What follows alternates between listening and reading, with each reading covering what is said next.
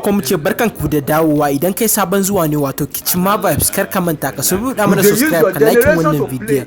Wato Deezell ba karamin tarihi ya kafa a arewacin Najeriya ba, yayin da yayi wakan da ta shiga sahun da ba a taba yin irin ta ba a kaf arewacin kasan.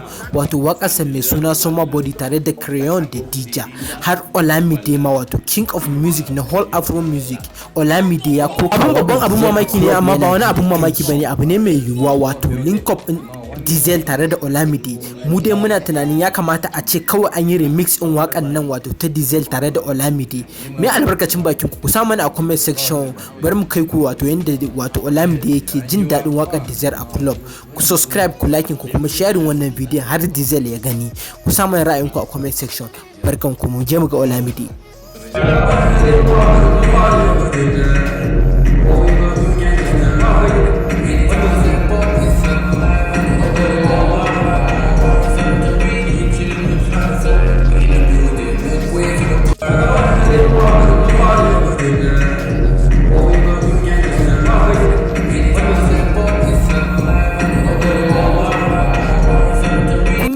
Ta kasance Olamide yana jin wakan Deezell. Ku samu ra'ayinku, ku comment, ku like, ku follow, ku subscribe.